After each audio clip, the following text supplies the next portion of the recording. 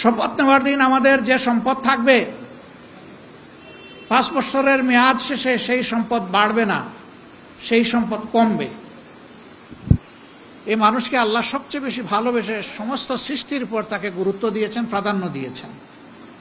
এই মানুষকে আমরা যদি সম্মান করি তাহলে আল্লাহর ভালোবাসা আমরা পাবো।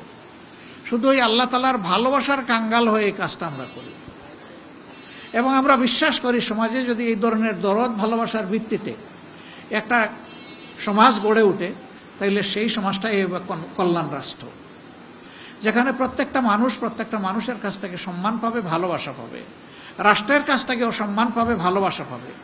মানুষ বসবাস করবে তার নিরাপত্তা নিয়ে এবং তার মর্যাদা নিয়ে, এই দুইটা জিনিস সে ভোগ করবে। আবাল বৃদ্ধ বনিতা যারাই আছে সকলে যার যার জায়গায় খুশি থাকবে এমন একটা রাষ্ট্র আমরা গড়ে তুলতে চাই। সম্মানিত ভাইয়েরা, এই রাষ্ট্রটা তাহলে কিভাবে গড়ে উঠবে? এই রাষ্ট্র গড়ে উঠবে যদি সেই রাষ্ট্রটা আসলেই এমন একটা আদর্শকে, বাস্তব আদর্শকে অনুসরণ করে যেটা দুনিয়ায় ছিল, যেটা দেখে শিক্ষা নেওয়া যাবে। হ্যাঁ, সেই আদর্শটা হচ্ছে নবী করিম সাল্লাল্লাহু আলাইহি সাল্লামের আদর্শ। তিনি তার জীবনের শেষ প্রান্তে গিয়ে বলেছিলেন, ও জগৎবাসী, তোমরা জেনে রাখো তোমাদেরকে এমন একটি যুগ, এমন একটি শাসন ব্যবস্থা, এমন একটি মডেল আদর্শ আজকে উপহার দিয়ে যাচ্ছি যেখানে ইয়েমেনের সানা থেকে মরক্কোর হাজারামাউত পর্যন্ত ৩,৫০০ মাইল রাস্তা একজন যুবতী মহিলা একা চলাফেরা করবে, সফর করবে, কিন্তু আল্লাহ ছাড়া আর কাউকে তার ভয় করার কোনো প্রয়োজন হবে না। আল্লাহু আকবার। এর নাম নিরাপত্তা, এর নাম ইজ্জতের গ্যারান্টি, এর নাম জীবনের গ্যারান্টি, এর নাম সম্পদের গ্যারান্টি। আমরা ওই সমাজ হুবহু পাবো না, কিন্তু ওই সমাজের আদর্শ অনুসরণ করে একটি ছায়া সমাজ, খেলাফত আলা মিনহাজুন নবুয়া, আমরা এই বাংলাদেশে দেখার জন্য বড় আগ্রহী।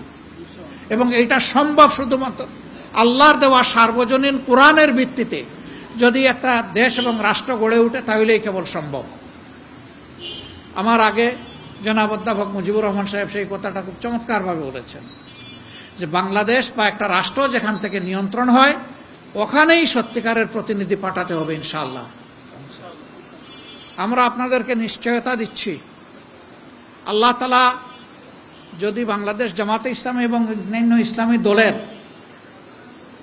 যারা প্রতিনিধি থাকবেন তাদেরকে যদি এই দেশ সেবার জন্য, মানুষের খেদমতের জন্য কবুল করেন তাহলে ইনশাআল্লাহ আমরা শাসক হব না, শোষক হব না, আমরা ইনশাআল্লাহ সেবক হব ইনশাআল্লাহ।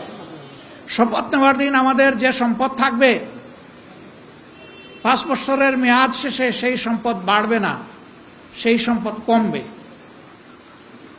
শুধু রাষ্ট্রের টাকায় ভালো কাজ করা যায় না, নিজেরও পরিশ্রমের টাকা থেকে কিছু ভালো কাজ করা উচিত।